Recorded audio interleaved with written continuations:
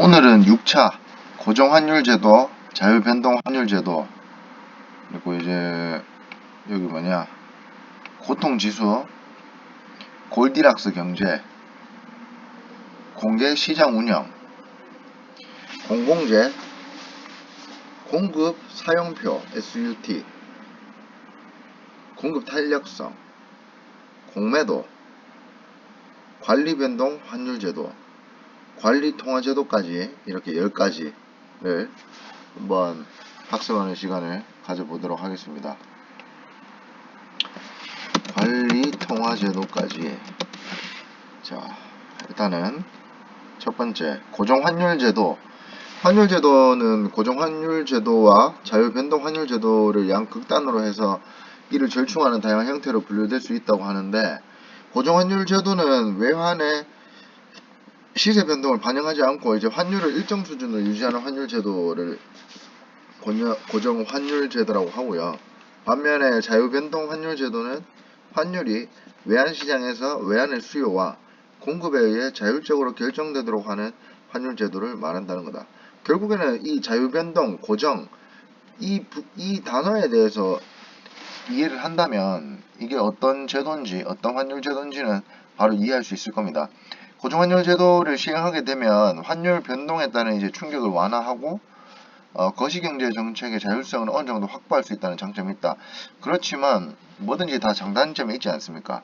특정 수준의 환율을 지속적으로 유지하기 위해서는 정부나 중앙은행이 재정정책과 통화정책을 실시하는 데 있어서 국제수지 균형을 먼저 고려해야 되는 제약이 따르고 불가피하게 자본 이동을 제한해야 한다는 것. 그리고 경제의 기초 여건이 악화되거나 대외 불균형이 지속되면 환투기 공격에 쉽게 노출되는 단점이 있습니다. 이 반면에 아까 말씀드린 자유변동 환율 제도 하에는 자본 이동이 자유롭게 이루어지니까 국제 유동성 확보가 용이하고 외부 충격이 환율 변동에 흡수됨으로써 거시경제 정책의 자율적 수행이 용이한 장점이 있다. 결국에 이제 멀리 봤을 때 경제 정책에서는 자율적 수행이 용이한 장점이 있다는 거고, 이 외환시장 규모가 이제 작고 외부 충격의 흡수 능력이 미약한 개발도상국 같은 경우에 환율 변동성이 이제 높아지니까 경제 교란 요인으로 작용할 가능성이 크다. 그렇지만 어떤 환율 제도라도 통화 정책의 자율성, 자유로운 자본 이동, 환율 안정 등 세 가지 정책 목표를 동시에 만족시키기는 현실적으로 어렵다. 이를 삼불 원칙이라고 하는데, impossible, trinity, 어렵네. 근데 연관 검색어는 삼불 원칙, 외환시장 이렇게 생각하시면 되겠습니다. 다음 고통지수. 고통받는다는 건데, 소비자 물가 상승률과 실업률을 더한 값으로 1975년 미국의 경제학자 오쿤, 이 국민의 삶의 실업률과 물가 상승률이 큰 영향을 준다는 점에 착안해서 만든 국민의 삶의 질을 측정하기 위한 지표. 진짜 고통스럽네. 이 수치가 높을수록 실업자는 늘고 물가는 높아진다. 물가는 높아지는데 내가 취업을 못해. 그럼 돈이 없는데 이 쓰지를 못해 또. 그렇게 국민의 느끼는 삶이 고통. 이거는 외우기 쉽겠네. 외운다기보다는 이걸 이해하면 이게 고통 지수구나 라고 생각을 할 수 있을 겁니다. 미저리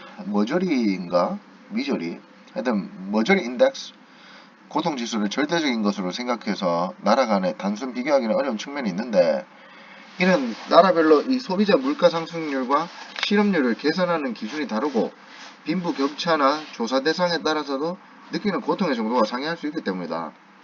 이 한편에 이 고통지수가 발표된 이후에 이를 보완해서 이제 다양한 지표들이 개발되고 있는데, 1999년 미국 하버드대 베로 교수네.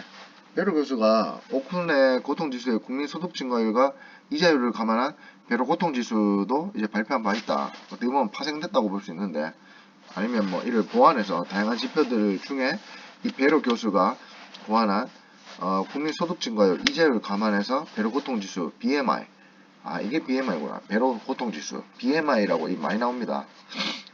이게 상당히 중요한 것 같습니다. 연관 검색어 소비자물가지수 CPI, 실업률이 해당되겠습니다.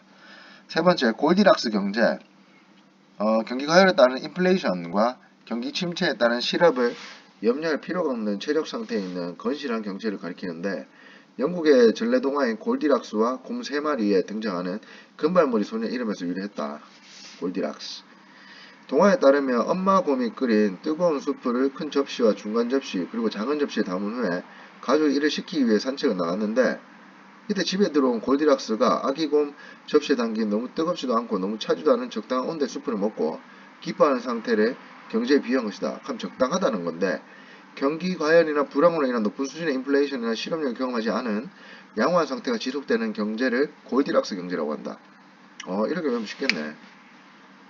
연관 검색어 대안전기, 대안전기, 안전기, 장기 침체. 네. 자, 네 번째, 공개시장 운영, 오픈 마켓 오퍼레이션. 중앙은행이 금융시장에서 금융기관을 상대로 국공채 등 증권을 매매해서 시중 유동성이나 시장금리 수준에 영향을 미치는 통화정책 수단이라고 볼 수 있는데, 다른 통화정책 수단에 비해서 시기와 규모를 신축적으로 정할 수 있고 금융시장의 가격 메커니즘에 따라 이루어지므로 시장 친화적인 데다가 즉각적인 매매 거래만으로 신속하게 정책을 시행할 수 있다는 장점이 있어서 대부분의 선진국 중앙은행들은 공개시장 운영을 주된 통화정책 수단으로 사용하고 있다. 우리나라 경우에 이제 한국은행이 공개시장 운영을 통해서 금융기관의 지급준비금 보유 규모를 변동시켜서 콜금리가 기준금리에서 크게 벗어나지 않도록 조정한다. 즉 금융기관의 지분 부족, 콜머니가 증가하고 콜금리 상승 압력이 증대될 경우 한국은행은 RPMA 등을 통해 지준을 공급하여 콜금리의 상승을 제한하며 반대로 지준잉여 콜론이 증가하고 콜금리 하락 압력이 증대될 경우 RP매각, 통화안정증권 발행, 통화안정개정, 예치 등을 통해 잉여 지준을 흡수하여 콜금리 하락을 제한한다. 여기서 얘기하는 RP 매입이라든가 콜머니, 콜금리 이런 단어를 좀 알아야지 이게 이해를 할 수 있을 것 같은데 일단 이 단어도 한번 알아보는 시간을 추후에 가지도록 하겠습니다. 결국에 지급준비금 보유규모를 변동시켜서 기준금리에서 금리가 변동되지 않게 크게 벗어나지 않도록 조정한다는 건데 예를 들어서 보유지준, 필요지준 그러니까 지준이 지급준비금입니다. 보유하고 있는 지급준비금보다 필요지급준비금이 만약에 커질 경우에 이 콜머니가 증가하고 콜금리 상승 압력이 증대될 경우에 한국은행 RP 매입을 통해서 지급준비금을 이제 공급을 해서 콜금리의 상승을 제한한다는 거고 그러니까 결국에 이제 이 수요와 공급 측면에서 이 금리 자체를 이렇게 좀 압력이 덜 받게끔 이제 조정을 한다고 보시면 됩니다. 공개시장 운영을 통해서 이게 위에서 봤을 때 중앙은행이 금융시장에서 금융기관을 상대로 국공채 등 증권을 매매해서 시중 유동성 아까 말씀드린 그 수급이나 뭐 수요 공급 뭐 유동하는 그런 부분 그리고 시장 금리 수준에 영향을 미치는 통화정책 수단이라고만 생각을 하시면 될 것 같습니다. 공개시장 운영하는 이유가 약간 이런 수단이다. 결국에 이 시장에서 이 시장의 그 위기를 좀 대처를 하거나 그거를 좀 변동성을 좀 제한하기 위해서 뭐 이게 있는 것 같습니다. 지금 자, 네 번째. 자, 이제 다섯 번째. 공공재. 공공재는 이 모든 개인이 공동으로 이용할 수 있는 재화 또는 서비스를 의미한다. 국방, 경찰, 소방, 공원, 도로 등과 같이 이렇게만 이해를 한다면 좀 이해하기 쉬울 것 같고요. 정부에 그리고 의해서 공급되는 것이 바람직하다고 사회적으로 판단하는 이제 재화 또는 서비스가 이에 해당한다. 꼭 그것뿐만이 아니라 저렇게 생각이 들면 공공재라고 합니다. 보통 시장 가격은 이제 존재하지 않고요. 결국에 이게 왜냐하면 이 부담이 누가 하는지 뭐 이런 원칙도 적용되지 않아서 그런 것 같고요. 왜냐하면 시장 가격이 형성되는 거는 결국에 공급이랑 수요에 의해서 뭔가 결정이 되는데 내가 뭐 원하거나 내가 원하지 않아도 된다. 내가 원하면 된다. 이런 부분이 없기 때문에 공공재는 시장 가격은 존재하지 않습니다. 규모의 결정은 이제 정치기구에 맡긴다는 거고요. 성질로는 어떤 사람의 소비가 다른 사람의 소비를 방해하지 않고 방금 얘기했던 거 여기 나오네요. 제가 알고 있었던 게 맞는 것 같습니다. 소비를 방해하지 않고 여러 사람이 동시에 편익을 받을 수 있는 비경쟁성, 그렇죠. 단어로 표현한 비경쟁성, 비선택성, 대가를 지급하지 않는 특정 개인을 소비에서 제외하지 않는 비배제성 등을 이제 들 수 있습니다. 공공재, 연관검색어 자유재입니다. 자, 이제 다음 차수는 공급 사용표부터 해보도록 하겠습니다.